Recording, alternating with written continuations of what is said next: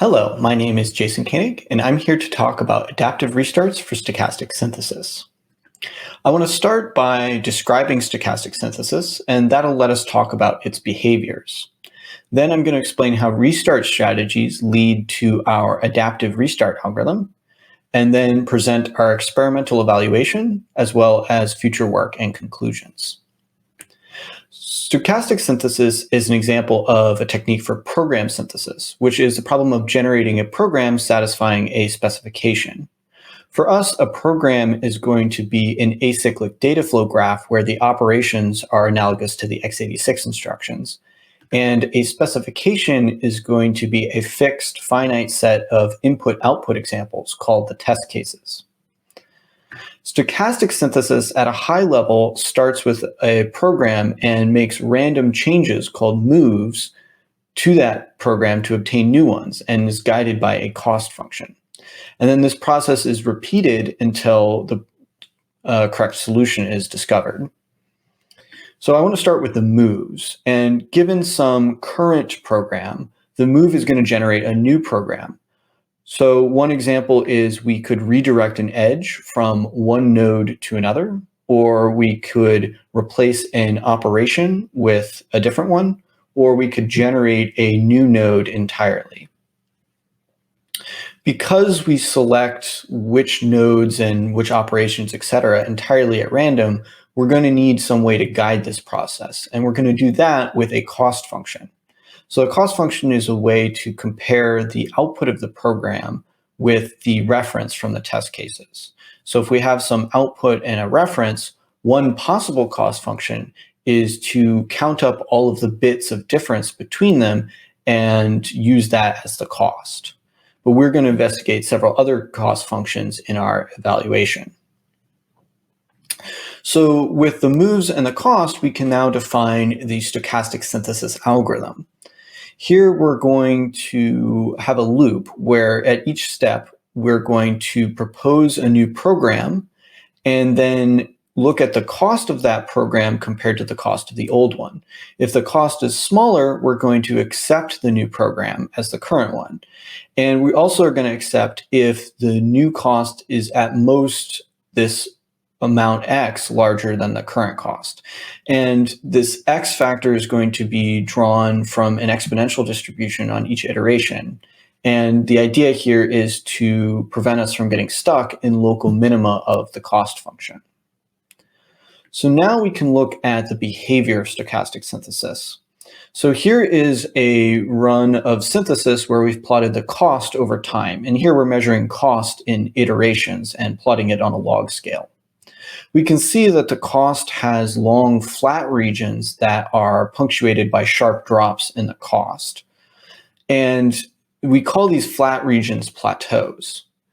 We can get a little bit of a better idea of what's going on by plotting a whole bunch of searches all on top of each other.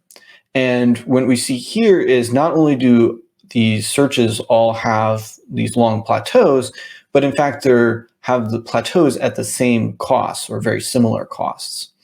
And these suggest that there is some kind of underlying structure here in the syntax or semantics of the programs that are being explored. So we would like to zoom in and look at the intermediate states that the search is progressing through in order to get a better idea of what's going on. The problem is that these intermediate states are really complicated. And because we're making all these random changes, they often have a lot of extra dead code or code that doesn't affect the program very much, but nevertheless makes them very different syntactically. And this is a problem for both manual inspection as well as trying to understand things in an automated way.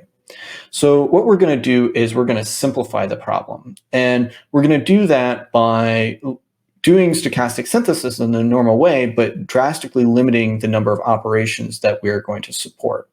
We're also going to add a new kind of move that has the effect of reducing redundancy in the program to help ensure that we have fewer total number of programs that we explore. And then we're going to look at the synthesis for this specific example program, which takes the input and ORs it with a shifted copy of itself.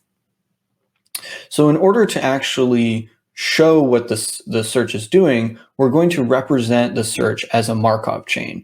And this is possible because the algorithm is memory.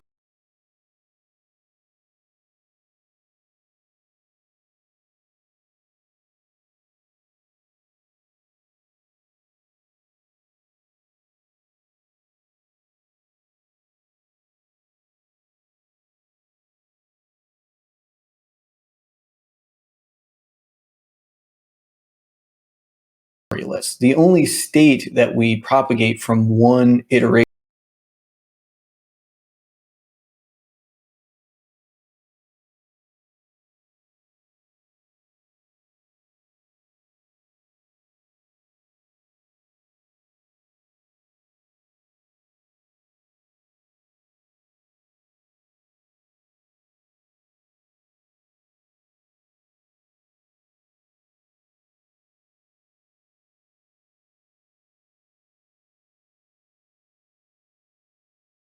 to the next is the current program. And that means we can create a Markov chain with the programs as states. And we can then also compute the probability of transitioning between two states as a combination of the underlying move proposal probability along with the probability of accepting that based on the relative costs. And this allows us to draw a Markov chain where the states are labeled with, in this case, little expressions representing the program, and the weight of the arrow represents the relative probability of taking each transition. And notice here, we're going to omit any self loops, which are actually going to be, almost every node is going to have a self loop. So this is the Markov chain representation of our target program. And there's a lot going on here, so I want to just point out the highlights. The synthesis starts on the left with the 0 state, and then it bounces around the Markov chain until it gets to the goal state in the bottom right. And there's kind of two main areas of interest in this diagram. And the first, this large central region, corresponds to programs that are basically the identity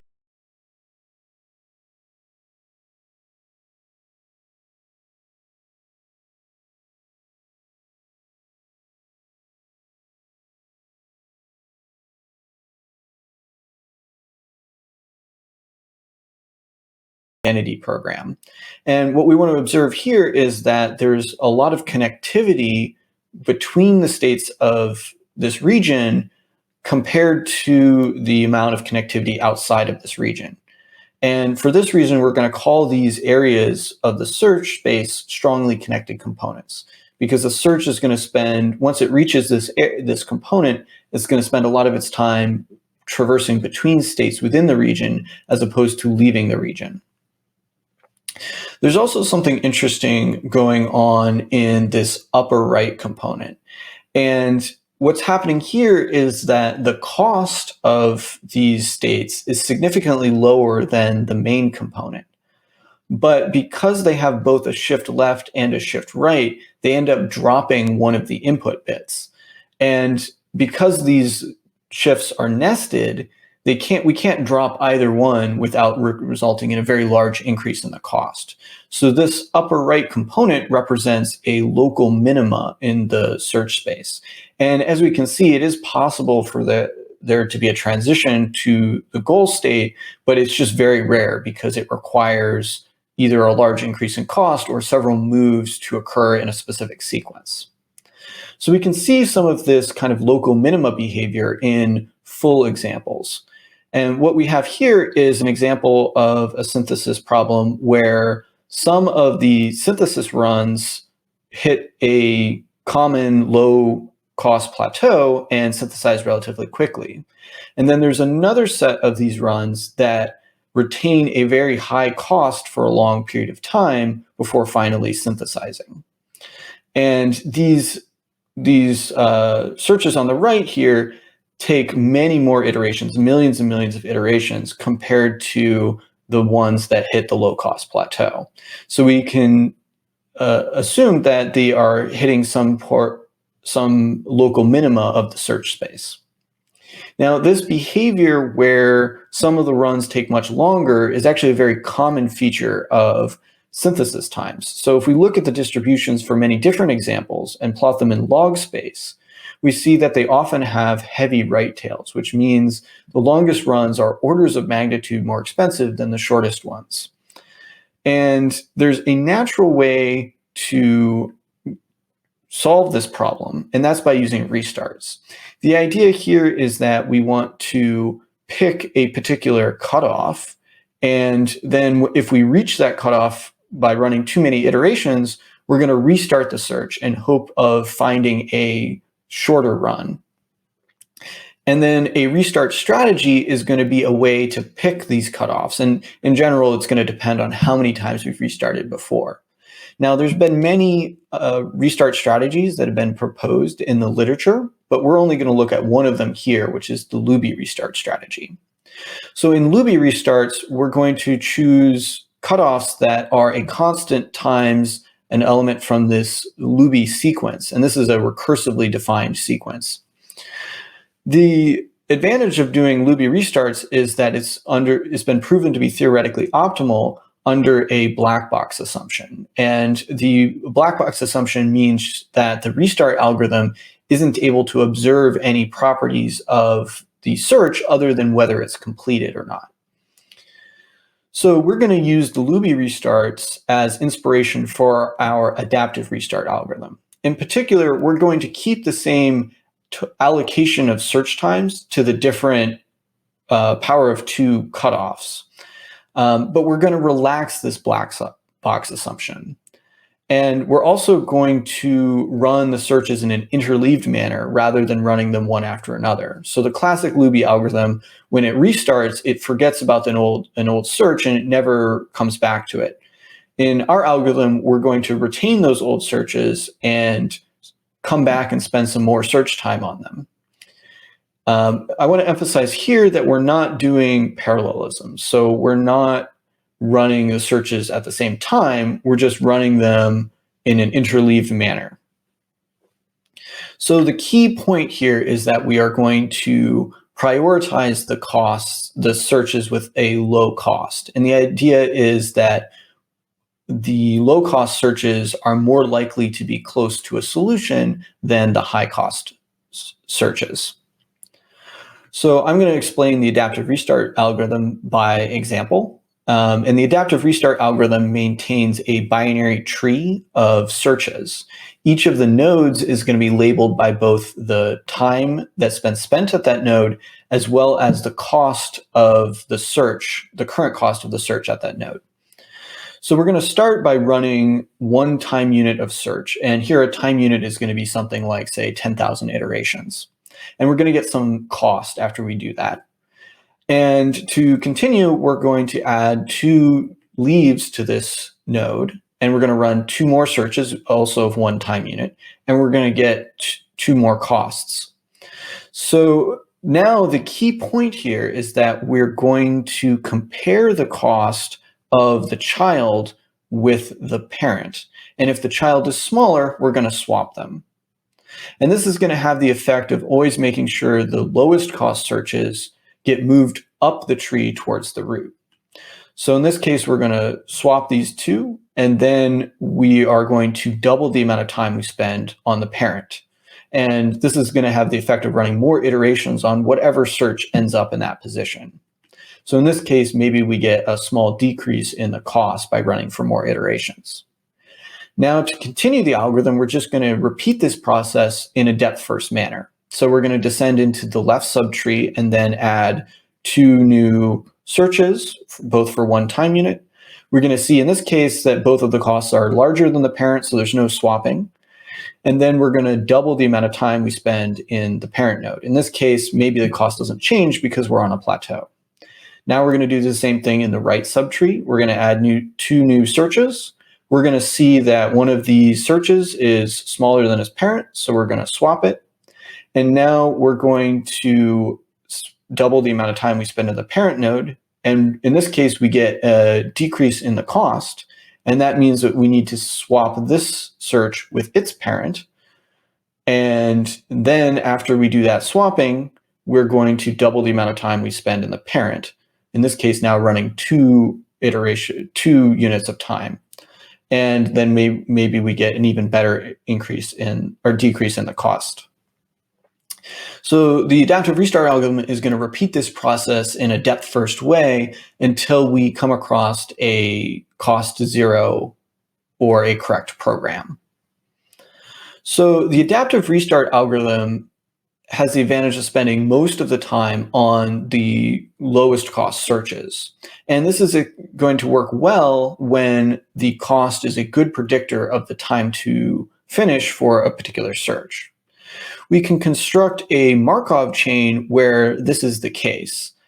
Here we have a Markov chain where there's two states with different costs, and the 20 cost state has a significantly higher chance on each step of reaching the goal state than the higher cost state. And because the adaptive restart algorithm spends most of its time on that low cost state, it will do better than the Luby algorithm on this Markov chain. If we swap the cost without changing the probabilities, though, the reverse will be true. In this case, the Luby algorithm has the same performance, but the adaptive algorithm is going to spend more of its time on the low-cost state, which is now further away from the solution. Unlike the Luby algorithm, we don't have a theoretical characterization of exactly when the adaptive algorithm is going to do better or worse than the Luby, and we consider that an interesting area for future work. So even without theoretical results, we can still run an experimental evaluation. And we compared our adaptive restart algorithm against the naive algorithm, which doesn't do any restarts, and the Luby restart algorithm. We did our comparison on two different benchmarks, one from the Cygus competition and one that we obtained by scraping the basic blocks from executables.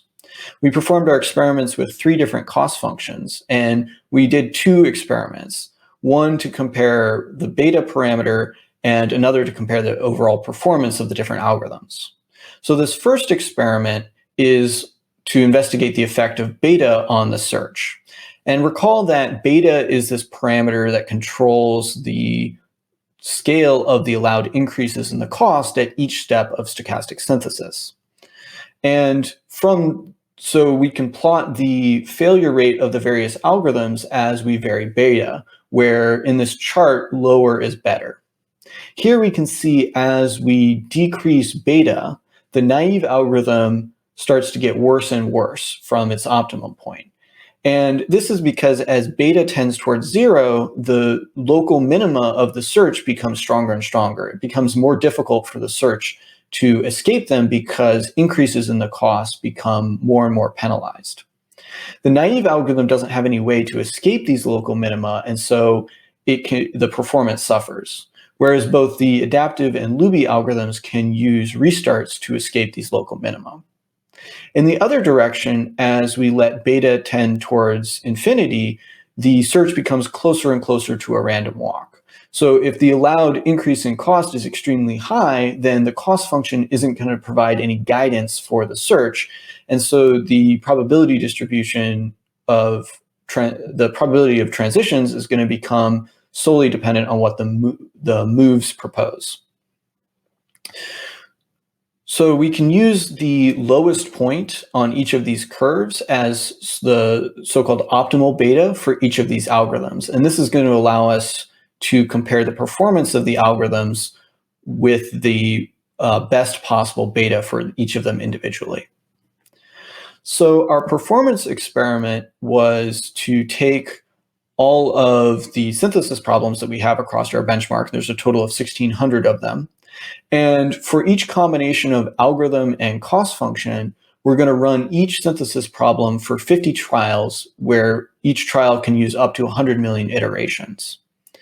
And this 100 million iteration limit is important for practical reasons, but it causes a little bit of a problem, which is that we can run into a situation where a synthesis problem succeeds for one algorithm but doesn't for the other. And then we can't really compare a speed up. We can't compute a speed up ratio between them.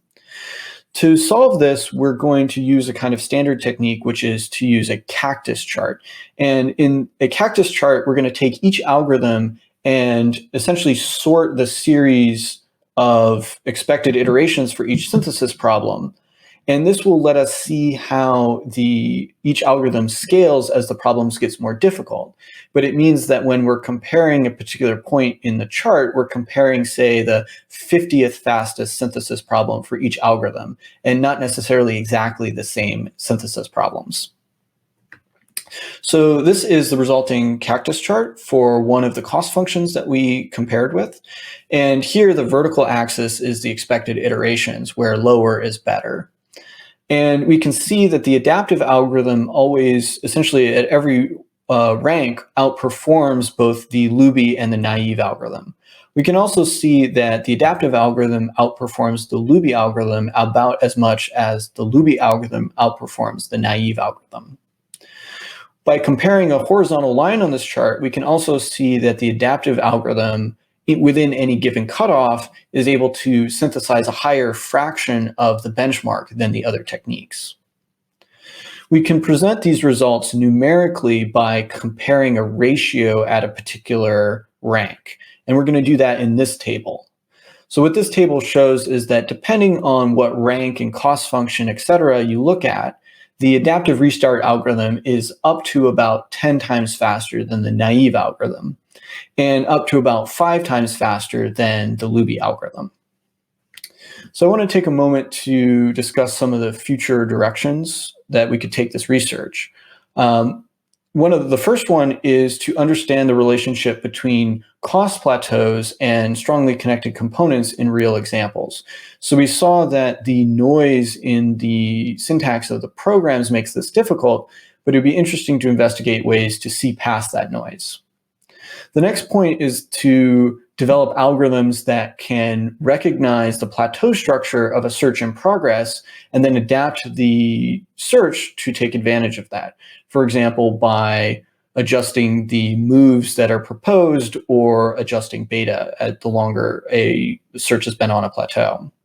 Finally, it would be interesting to theoretically characterize the performance of the adaptive restart algorithm and understand when it does better or worse than the existing Luby algorithm. In conclusion, we showed that plateaus are a key behavior for understanding stochastic synthesis. We also showed that tuning the beta parameter is important to prevent the search from becoming a random walk, and that tuning is easier with adaptive restarts because it works well with a much wider range of betas.